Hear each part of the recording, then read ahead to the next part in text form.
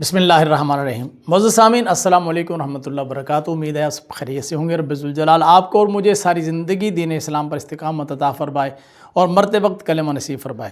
Engineer محمد علی مرزا کے followers اور شاگرد اور ان سے محبت کرنے والے، ان سے عشق کرنے والے لوگوں کو ہم پر یہ اعتراض رہتا ہے کہ آپ مرزا صاحب کا پورا بیان نہیں سناتے، اس میں سے ایک آدھ کلپ کاٹ کر ہمیں سناتے ہیں۔ تو بھائی بات یہ ہے کہ پوری 2-2.5 گھنٹے کی ویڈیو تو یہاں اپلوڈ نہیں کی جا سکتی، اور جس موضوع پر ہم نے بات کرنی ہوتی ہے اس موضوع سے متعلق جتنا کلپ ہوتا ہے وہ آپ کی خدمت میں پیش کیا جاتا ہے۔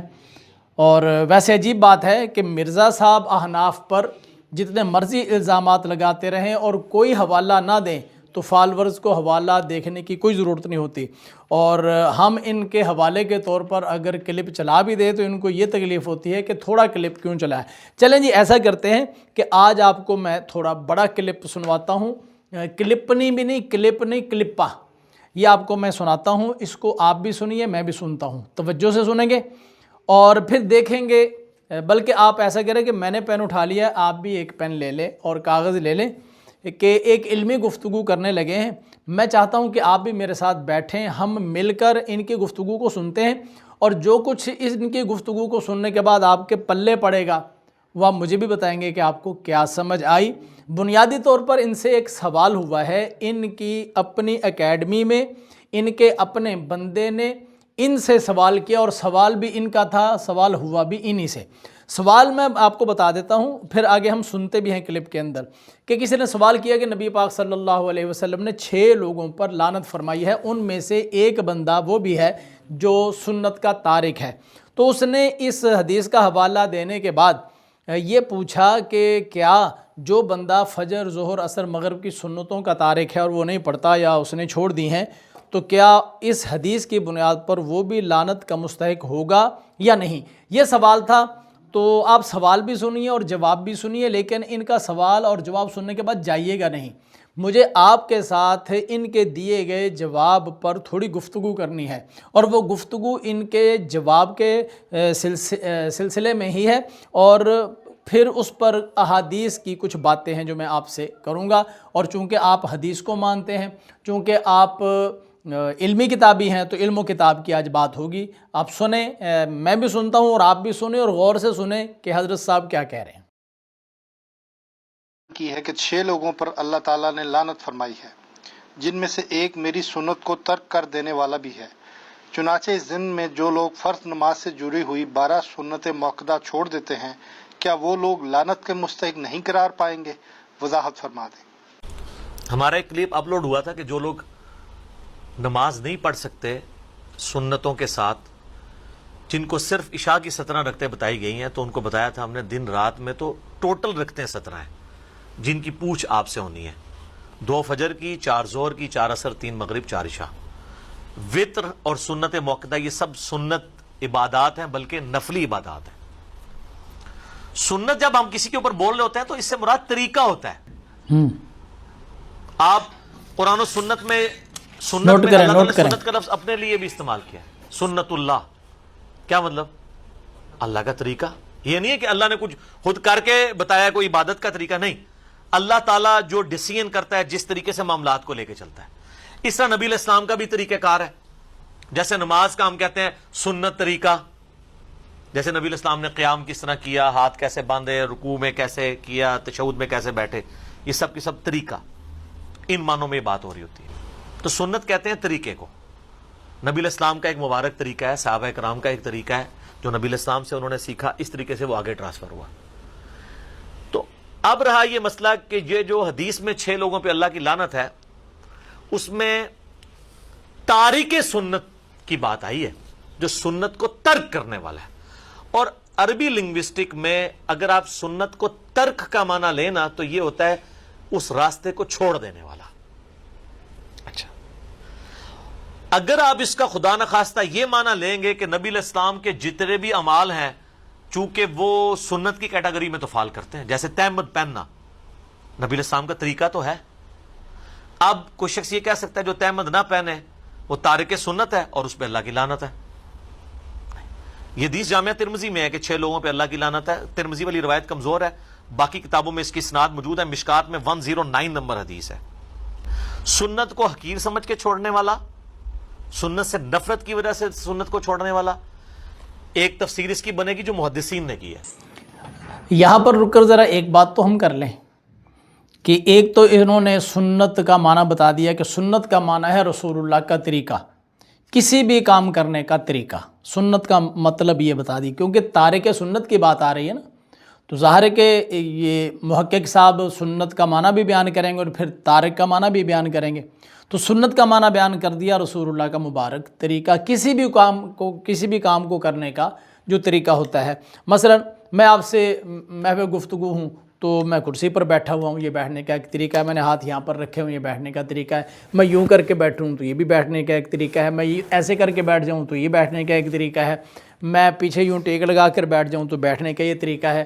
تو نبی پاک صلی اللہ علیہ وسلم کے جو طریقے ہیں کسی بھی کام کو کرنے کے, اس کا انداز, کیفیت اور حیت جو ہے نا, اس کو انہوں نے کہا ہے کہ سنت اس کو کہتے ہیں. دوسری یہ ہے کہ اس سنت سے مراد وہ سنت ہے جو سنت واجبہ ہیں, یا وہ سنتیں جو فرائض میں شامل ہیں. فجر کی نماز پڑھنا سنت ہے کہ نہیں؟ اپنی انٹینسٹی میں فجر کے 2 فرض ہیں, لیکن طریقے میں جائیں تو حضور کی سنت ہے نا.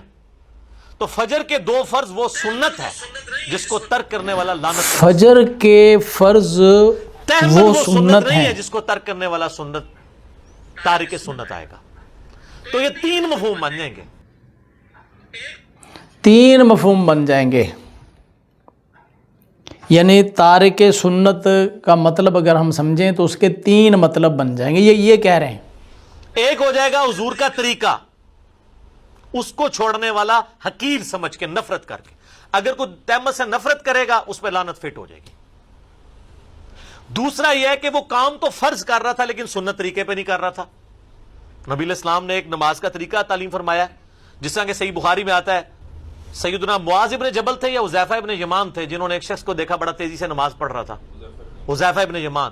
انہوں نے کہا تو اس طرح نماز پڑھتا رہا تو اس طریقے پہ نہیں مرے گا جو محمد صلی اللہ علیہ وآلہ وسلم کو اللہ نے تعلیم فرمایا. نماز تو وہ پڑھ رہا تھا لیکن حضور کی طرح وہ سجدے اور رکوع نہیں کر رہا. تو دوسرا مفہوم یہ ہو گیا. نمبر 1 مفہوم کیا ہوا؟ سنت سے نفرت کرنے والا. نمبر 2, کام تو فرض کر رہا تھا لیکن سنت طریقے پہ نہیں کر رہا تھا, غلط طریقے پہ کر رہا ہے. ایک بندہ نماز میں ہاتھ سر پہ باندھنا شروع کر دے تو نماز تو وہ پڑھ رہا ہے لیکن سنت طریقے پہ نہیں, یہ کمر پہ باندھ لے. اور نمبر 3, ایسی سنت چھوڑنے والا جو سنت فرض تھی, چاہے حقیر سمجھ کے چھوڑا یا بغیر حقیر کے. ایک بندہ کہ میں نماز کو حقیر تو نہیں سمجھتا لیکن سستی کی وجہ سے نہیں پڑھتا, وہ بھی لعنت. ہاں جی, سن لیا آپ نے پوری بات. میں نے آپ کو سنانے سے پہلے یقین کیجئے کئی مرتبہ یہ بات سنی کہ اس کی کوئی بات تو میرے پلے پڑے, مجھے تو نہیں سمجھ آئی. اگر آپ کو اتنی گفتگو سمجھ آئی ہے تو آپ مجھے مہربانی کر کے ان باکس میں آئیں یا میسج کر دیں, کال کر دیں, مجھے سمجھائیں کہ یہ بندہ کیا کہنا چاہ رہا ہے. سوال یہ تھا کہ 6 لوگوں پر لعنت آئی, ان میں سے ایک بندہ وہ ہے جو سنت کا تارک ہے. تو کیا نمازوں کے ساتھ جو سنتیں لوگ چھوڑ دیتے ہیں ان پر بھی لعنت ہوگی؟ یہ سوال تھا. سنت کا مطلب ہے طریقہ, پھر اس کے ایک مطلب ہے, پھر دوسرا مطلب ہے, پھر تیسرا مطلب ہے, پھر فجر کے جو فرض ہیں وہ سنت ہیں. یار فجر کے جو فرض ہیں وہ سنت ہیں, وہ انٹیسٹی میں فرض ہیں لیکن ہیں سنت. کیا پھر تو دنیا کی ساری چیزیں حضور صلی اللہ علیہ وسلم کا جتنا بھی عمل ہے وہ سارا ہی طریقہ ہے نا, پھر سب کو سنت ہی کہہ دو. پھر جس کو بھی جو چھوڑے گا اس پر لعنت برسے گی. مجھے نہیں سمجھ آئی, یقین کیجئے. اور سمجھ کیوں نہیں آئی کہ اس بندے کو خود کو سمجھ نہیں آئی کہ بات کیا ہے. بات میں آپ کو بتاتا ہوں, یہ اصل بات ہے نا. پیارے اسٹوڈنٹو یار غصے نہیں ہوا کرو. ایک بات یہ ہے کہ آپ کو مرزے نے جو کچھ کہہ دیا اس کے بعد آپ آنکھیں بند کر لیتے ہیں. اب مرزے کی بات ہی سمجھ لیں کہ وہ کہتا ہے کہ قرآن اور حدیث اس کو مانو, تو آپ اس مرزے کا منہ تھوڑی دیر کے لیے بند کرو. آپ آؤ, میں آپ کو قرآن اور حدیث کے پاس لے کر چلتا ہوں. اور یہی بات کہ تارک سنت کون ہوتا ہے اس کے بارے میں چند باتیں میں آپ کی خدمت میں عرض کرتا ہوں. اگر آپ میں ہمت ہے، حوصلہ ہے اور قرآن اور حدیث کی بات آپ سن سکتے ہیں تو آئیے چند ایک باتیں ہیں جو میں نے آپ کی خدمت میں عرض کرنی ہے. سر آپ المستدرک علی الصحیحین اٹھا لیں، آپ کے امام صاحب کے پاس بھی موجود ہے، یہ میرے پاس بھی آپ کو نظر آ رہی ہے مستدرک حاکم. اس کو اٹھا لیں اور مستدرک حاکم کی حدیث نمبر 412 ہے. 412 حدیث نمبر جو ہے نا، اس کے اندر حضرت ابو ہریرہ رضی اللہ تعالی عنہ سے مروی ہے کہ نبی پاک صلی اللہ علیہ وسلم نے فرمایا کہ فرضی نماز، ایک فرضی نماز سے لے کر دوسری فرضی نماز تک جو درمیان میں گناہ ہو جائیں گے ان کا کفارہ بن جائے گا. جمعہ سے لے کر اگلے جمعہ تک، ایک ماہ رمضان سے دوسرے ماہ رمضان تک کفارہ ہو جائے گا. اس کے بعد فرمایا الا من ثلاثن، لیکن 3 آدمی ایسے ہیں جن پر وہ کفارہ نہیں بنے گا اور ان کے گناہ معاف نہیں ہوں گے. تو وہ کون کون سی ہیں؟ الاشراک باللہ، اللہ کے ساتھ کسی کو شریک ٹھہرانا. دوسرا نقص الصفقہ، اور تیسرا ترک سنہ. یہ تارک سنت، ترک السنہ. حضرت ابو ہریرہ فرماتے ہیں کہ میں نے عرض کی یا رسول اللہ اشراک باللہ کا تو مجھے پتہ ہے، لیکن نقص الصفقہ اور ترک السنہ کا کیا مطلب ہے؟ اب بتائیے کہ جو باتیں اس نے کی ہیں اپنی طرف سے، یہ محدثین کا طریقہ ہے، طریقہ نمبر 2 یہ ہے، طریقہ نمبر 3 یہ ہے. آپ نے ان کی بات سنی، میں نے تسلی سے بیٹھ کر خود بھی سنی اور اس کے فرمودات کا شکار ہوا اور آپ نے بھی سنی. لیکن حضرت ابو ہریرہ رضی اللہ تعالیٰ عنہ اور کتاب المستدرک علی الصحیحین اور اس کے آخر میں امام حاکم نے کہا ہے کہ ھذا حدیث صحیح علی شرط مسلمین، اس کے بارے میں یہ بھی فرمایا. تو اس میں جب نبی پاک صلی اللہ علیہ وسلم نے فرمایا کہ ایک نماز سے دوسری نماز تک، ایک جمعہ سے دوسرے جمعہ تک اور ایک ماہ رمضان سے دوسرے ماہ رمضان تک درمیان میں جتنے گناہ ہوتے ہیں یہ ان کا کفارہ ادا ہو جاتا ہے. 3 لوگ ایسے ہیں جن کا کفارہ نہیں بنتا. ان میں سے فرمائے ایک جو ہے الاشراک باللہ کا مرتکب ہوتا ہے، دوسرا جو نقص صفقہ کا مرتکب ہوتا ہے، اور تیسرا جو ہے وہ تارک سنت. تو حضرت ابو ہریرہ رضی اللہ تعالیٰ عنہ فرماتے ہیں کہ میں نے عرض کی یا رسول اللہ، آپ فرماتے ہیں میں نے سوچا کہ یہ کوئی نئی بات بھی ساتھ آ رہی ہے نا، تو عرض کی یا رسول اللہ کہ اشراک باللہ کا تو مجھے پتہ ہے کہ اشراک باللہ کا مطلب کیا ہے، لیکن یہ نقص صفقہ اور ترک سنہ کا کیا مطلب؟ تو سنیے نبی پاک صلی اللہ علیہ وسلم کا فرمان. حضور صلی اللہ علیہ وسلم نے فرمایا اما نقص الصفقتی ان تبائی رجلا بیمینک ثم تختلف الیہ فتقابلہ بسیفک. نقص صفقہ یہ ہے کہ کسی امام کی تو بیعت کر لے اور اس کو اپنا خلیفہ مان لے، اور اس کے بعد بیعت ختم کر کے تو اس سے لڑائی شروع کر دے اور اس کے ساتھ بغاوت کر دے. ایسا آدمی جو ہے اس کے گناہوں کا کفارہ ایک جمعہ سے دوسرے جمعہ تک اور ایک مہینے سے دوسرے مہینے تک، ایک ماہ رمضان سے دوسرے ماہ رمضان تک یہ کفارہ نہیں بنے گا. اور اگلی بات سنیے جو آج کے موضوع سے متعلق ہے. فرمایا اما ترک السنتی، یہ جو بات کی ہے نا جو ترک سنہ ہے، اس کا مطلب کیا ہے؟ فالخروج من الجماعتی، جماعت سے نکل جانا. جی اب پتہ ہی کلا بازیاں کیوں لگ رہی تھیں؟ اس کا یہ مطلب ہو سکتا ہے فرض، فجر کے فرض وہ سنت ہے کہ جس کا تارک لعنت کو مستحق ہے. یہ ساری کلا بازیاں کس لیے؟ کوئی حوالہ دیا کسی بزرگ کا، بزرگ تو کوئی خیر نہیں، کسی حدیث کا، بخاری کا، مسلم کا، ترمذی کا، نسائی کا، ابو داؤد کا، ابن ماجہ کا، سنن کبریٰ بیہقی کا، کوئی حوالہ دیا آپ کو، چونا لگا کر نکل گیا. یہ ہے مستدرک علی الصحیحین، جس میں تارک سنت کس کو کہا گیا؟ جو جماعت سے الگ ہو گیا. یہ بھی گمراہ، یہ بھی گمراہ، فرقوں کی دکانیں بند. سنیں پہلے یہ بات سن لیں، تارک سنت کون ہے؟ حدیث میں خود رسول اللہ کا فرمان ہے، وہ شخص جو جماعت سے نکل گیا، الگ ہو گیا. اور باتیں بھی، ابھی جائیے نہیں، بیٹھیں پیارے اسٹوڈنٹوں، بیٹھیں. آپ کے مرشد صاحب کا آپریشن ہو رہا ہے تو بیٹھیے، آپریشن کے درمیان چھوڑ کر مریض کو جایا نہیں کرتے. پھر حدیث نمبر 416، اس کے اندر بھی یہی بات ہے اور نقص صفقہ کی. پھر مستدرک علی الصحیحین میں 7898 حدیث نمبر ہے، اور یہ بھی حضرت ابو ہریرہ سے مروی ہے. پھر الا من ثلاثن الاشراک باللہ، نقص الصفقہ، ترک السنہ، اور پھر اس کے بعد اما ترک السنہ فالخروج من الجماعہ۔ مستدرک علی الصحیحین کی 3 مقام پر احادیث ایسی آئی ہیں جن کے بارے میں یہ حدیث بھی صحیح الاسناد ہے، امام حاکم نے فرمایا، اور تارک سنت کس کو کہتے ہیں؟ جو جماعت چھوڑ کر نکل گیا، بڑی جماعت۔ اچھا جی، شعب الایمان میں اس کی بھی آپ حدیث دیکھ لیں، جلد نمبر 3 اور صفحہ نمبر 309، اس کے اندر بھی نقص الصفقہ اور ترک السنہ۔ تو حضرت ابو ہریرہ فرماتے ہیں علمت ان ذلک الامر قد حدث، اور آگے چل کر فرماتے ہیں اما ترک السنت فالخروج من الجماعت، جماعت سے نکلنا۔ جو شعب الایمان کے اندر بھی یہ حوالہ آ گیا۔ اور اب جو بندہ جماعت چھوڑ کر نکلتا ہے اور جماعت کو گالیاں دیتا ہے، جماعت کو برا کہتا ہے اور سب سے اکیلا الگ تھلگ ہو کر بیٹھ جاتا ہے، اٹھائیے المستدرک علی الصحیحین، جلد نمبر 1 صفحہ نمبر 497، حضرت ابو صالح عن معاویہ قال قال رسول اللہ صلی اللہ علیہ وسلم من فارق الجماعت شبرا دخل النار، جو جماعت سے ایک بالشت بھی جدا ہوا دوزخ میں گیا۔ مستدرک علی الصحیحین،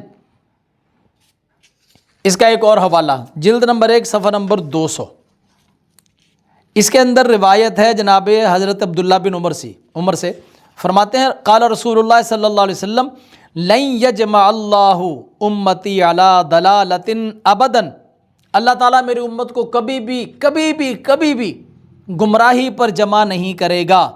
وید اللہ علی الجماعت، ہاکذا رفع یدے، اپنے رفع یدین کر کے رسول اللہ نے بتایا، رفع یدین کے مت والو، رفع یدین کر کے بتایا کہ ید اللہ علی الجماع، اللہ کا ہاتھ جماعت پر ہوتا ہے، اکیلے بندے پر نہیں، جو اکیلا ہوتا ہے وہ دوزخ میں چلا جاتا ہے۔ جلد نمبر 1 اور صفحہ نمبر 416، حدیث نمبر 396، یہ بھی حضرت عبداللہ بن عمر سے مروی ہے، رسول اللہ صلی اللہ علیہ وسلم فرمایا لا یجمع اللہ هذه الامة على الضلالة ابدا وید اللہ علی الجماع فمن شذ فی النار۔ میرے آقا نے فرمایا یہ امت کبھی گمراہی پر جمع نہیں ہوگی، اللہ کا ہاتھ جماعت پر ہوتا ہے، اور جو جماعت سے الگ ہوا وہ دوزخ میں چلا گیا۔ مسند امام احمد بن حنبل میں اس کے اندر یہاں پر تو آیا تھا نا التارک سنت، وہاں پر ہے التارک لدین ہی، اس کو دین کا ہی تارک قرار دے دیا گیا، اور اس کے ساتھ کیا فرمایا التارک لدین ہی۔ وہاں پر وہ بات یہ کہ لا یحل دم امرئ مسلم، کسی مسلمان کا خون بہانا جائز نہیں ہے جو یہ گواہی دیتا ہے کہ اللہ کے سوا کوئی عبادت کے لائق نہیں ہے اور بے شک میں اللہ کا رسول ہوں۔ اس کا خون نہیں بہا سکتے سوائے 3 صورتوں کے، وہ کیا ہے؟ السیب الزانی، جو شادی شدہ بندہ زنا کا مرتکب ہو، النفس بالنفس، کسی نے دوسرے کو قتل کیا ہو تو قاتل کو قصاصاً قتل کیا جائے گا، اور نمبر 3 التارک لدینہ، دین کا تارک کون؟ المفارق للجماع، جو جماعت سے جدا ہو گیا۔ صحیح مسلم حدیث نمبر 1676، یہی حدیث کہ کسی ایسے مسلمان کا خون حلال نہیں ہے جو اللہ کی توحید کا اعلان کرتا ہے، میری رسالت کا اقرار کرتا ہے، تو اس کا خون نہیں بہا سکتے۔ ہاں 3 صورتیں ہیں، وہی شادی شدہ زانی ہو اس کو قتل کر دیا جائے گا، کسی کو قتل کیا ہو تو قاتل کو بدلے میں قتل کر دیا جائے گا، اور تارک لدین ہی ساتھ امام مسند امام احمد بن حنبل فرماتے ہیں المفارق للجماعت۔ جی تارک سنت، اب پتہ نا کہ یہ اس بندوق کا فائر کدھر کو آ رہا ہے، تو آئیں بائیں شائیں، اس کا مطلب یہ ہے، اس کا مطلب وہ ہے، اس کے 3 مطلب ہیں، اس کے 4 مطلب ہیں، جو فرض وہ سنت ہے اور سنت وہ فرض ہے، اس کو سمجھ نہیں آ رہی۔ میں ساری باتیں اس ویڈیو پر 5-7 پوائنٹ ایسے ہیں جس پر الگ الگ میں آپ کو ویڈیو آپ کی خدمت میں عرض کروں گا، چونکہ ایک ہی مرتبہ ساری باتیں کرتے ہوئے ویڈیو لمبی ہو جاتی ہے، اور احباب یہ بھی کہتے ہیں کہ ویڈیو کا دورانیہ ذرا مختصر رکھا جائے، تو اس لیے ایک ویڈیو کے اندر ہم ایک پوائنٹ کو ہی گفتگو آپ کی خدمت میں عرض کریں گے۔ اور پھر امام حاکم نے جس طرح بات واضح کر دی ہے کہ تارک لسنت کون ہوتا ہے، آپ نے فرمایا کہ جو جماعت سے نکلنے والا ہوتا ہے۔ پھر امام ترمذی نے بھی حدیث بیان کی، قال رسول اللہ، عبداللہ بن عباس سے مروی ہے، قال رسول اللہ صلی اللہ علیہ وسلم ید اللہ مع الجماعہ، اللہ کا ہاتھ جماعت پر ہے۔ سنن نسائی کا یہ حوالہ دیکھیے، حدیث نمبر 4020 ہے۔ حضرت ارفجہ بن شریح اشجعی بیان کرتے ہیں کہ فرماتے ہیں میں نے نبی پاک صلی اللہ علیہ وسلم کو دیکھا، منبر پر خطبہ دے رہے تھے، آپ نے فرمایا میرے بعد فتنے اور بہت فتنے ہوں گے، اختلافات ہوں گے، جب تم کسی کو دیکھو کہ کوئی جماعت کو چھوڑ کر نکل گیا ہے یا امت محمدیہ صلی اللہ علیہ وسلم میں جدائی ڈالنا چاہتا ہے، اس سے جدا ہونا چاہتا ہے، وہ جو بھی ہو اس کو قتل کر ڈالو۔ فَإِنَّ يَدَ اللَّهِ عَلَى الْجَمَاعَةِ، اللہ کا ہاتھ جماعت پر ہوتا ہے۔ وَإِنَّ الشَّيْطَانَ مَعَ مَنْ فَارَقَ الْجَمَاعَةَ يَرْكُضُ، بے شک شیطان اس شخص کے ساتھ ہوتا ہے فارق الجماعۃ، جو جماعت سے نکل جاتا ہے، جس جماعت کو وہ کہہ کر نکلتا کہ وہ کروڑوں میں ہے، تو وہ جماعت ہوگی نا جو کروڑوں میں ہے۔ اور جو بندہ ان کروڑوں کی جماعت سے نکل گیا، فرمایا ان الشیطان مع من فارق الجماعۃ یرکض، شیطان اس شخص کے ساتھ ہوتا ہے جو جماعت سے جدا ہو جاتا ہے، اور شیطان اس کے اوپر سواری کرتا ہے، پھر اس کے ساتھ ساتھ دوڑتا ہے، اس کے اوپر چڑھتا ہے اور اس کے اوپر سوار ہو جاتا ہے۔ معجم کبیر طبرانی میں بھی ہے، حدیث نمبر 13623، اور اس میں حضرت عبداللہ بن عمر رضی اللہ تعالی عنہ کا فرمان ہے، نبی پاک صلی اللہ علیہ وسلم نے فرمایا کہ لن تجتمع امتی علی الضلالۃ ابدا فعلیکم بالجماعۃ فإن ید اللہ علی الجماعۃ، فرمایا میری امت ہرگز گمراہی پر جمع نہیں ہوگی، تو تم جماعت کو لازم پکڑو، جماعت کے ساتھ ساتھ رہو، بڑی جماعت السواد الاعظم کے ساتھ جو کروڑوں میں ہے ان کے ساتھ رہو، اور کیونکہ اللہ کا ہاتھ جماعت پر ہوتا ہے، اور جو اس جماعت کو چھوڑ کر الگ ہوا اس کے اوپر شیطان سوار ہوتا ہے۔ تو میرے بھائی یہ تھی بات جو اس نے پوچھا کہ جی تارک سنت کا مطلب کیا ہے، تو تارک سنت کون ہوتا ہے، میں نے حدیث سے آپ کو حوالہ دیا۔ اب پتہ نہیں کہ میں نے جو حدیث کا حوالہ دیا ہے المستدرک علی الصحیحین، آپ نے اس مرزا صاحب کے ہاتھ میں بھی کئی مرتبہ المستدرک علی الصحیحین دیکھی ہوگی، اور اس کا حوالہ دیا نبی پاک صلی اللہ علیہ وسلم کا فرمان، سرکار مدینہ صلی اللہ علیہ وسلم کے فرمان کے مطابق تارک سنت کون ہے وہ میں نے آپ کی خدمت میں عرض کیا، اور مرزے نے جو تارک سنت کی تشریح کی ہے وہ آپ کے سامنے ہے۔ اگر آپ کو وہ سمجھ آئی ہو تو مجھے بھی بتائیے گا کہ آپ کو کیا سمجھ آئی ہے۔ اسی ویڈیو میں اور بہت ساری باتیں ہیں جو دوبارہ پھر میں آپ کی خدمت میں یہی ویڈیو لے کر آؤں گا، اور انہوں نے جو سنت اور تارک سنت کا مطلب بیان کیا ہے نا، جو انہوں نے بیان کیا ہے اس کا میں پوسٹ مارٹم کروں گا۔ ابھی میں نے آپ کو اس کا جواب دے دیا ہے کہ تارک سنت کا مطلب وہ جو حدیث میں آیا وہ ہے جو اس حضرت پر خود پر فٹ ہو رہا ہے، اس لیے وہ ادھر آیا ہی نہیں، یا تو اس کو پتہ ہی نہیں تھا کہ اس کا مطلب یہ ہے، اور اگر پتہ تھا تو اس نے دجل سے کام لیا کہ کہیں یہ مڑ کر میرے گھر کو بات نہ آ جائے کہ جماعتوں کو تو میں چھوڑ کر بیٹھا ہوا ہوں، اور جماعت کی تشریح بھی میں نے کر دی ہے کہ یہ کروڑوں میں ہے اور چھوڑ کر میں ان کو بیٹھا ہوا ہوں، تو یہ تارک سنت کے اندر کہیں میں تو فال نہیں کر رہا ہوں۔ تو اس لیے جناب وہ آئیں بائیں شائیں سنت فرض وہ سنت ہوتے ہیں، لو جی ایک اس پر کروں گا میں انشاءاللہ، اس پر الگ سے ویڈیو بناؤں گا اور آپ کی خدمت میں لے کر آؤں گا، لیکن آئیں بائیں شائیں یہ وہ کیوں کہ اس کا رخ اس کے اگر اس کی تشریح میں نے حدیث کی بنیاد پر کر دی تو پھر یہ اس کا رخ میری طرف ہو جائے گا، اور سیدھا سا شیشہ تو نظر آ رہا تھا کہ جماعت کو چھوڑ کر تو میں ہی بیٹھا ہوں۔ میری جو رائے اور میرا خیال تھا میں نے آپ کی خدمت میں دیانتداری کے ساتھ عرض کیا ہے، ہو سکتا ہے آپ کی رائے مجھ سے متفق ہو، اور یہ بھی ہو سکتا ہے کہ مختلف ہو، اور ہو سکتا ہے ابھی بھی مختلف ہو، اور ہو سکتا ہے کہ ابھی بھی آپ کہیں کہ نہیں جی مرزا صاحب نے جو کہا ہے وہ ٹھیک ہے اور حدیث کے اندر جو بات آئی ہے وہ غلط ہے۔ اللہ کرے آپ ایسا نہ کر رہے ہوں، لیکن کیا پتہ، تو آپ کی جو بھی رائے ہے آپ لکھیے، ضرور لکھیے، اور میں آپ کی رائے کا منتظر رہوں گا۔ اگلی ویڈیو میں پھر ملتا ہوں، مجھے اجازت دیں، اللہ حافظ، السلام علیکم ورحمۃ اللہ۔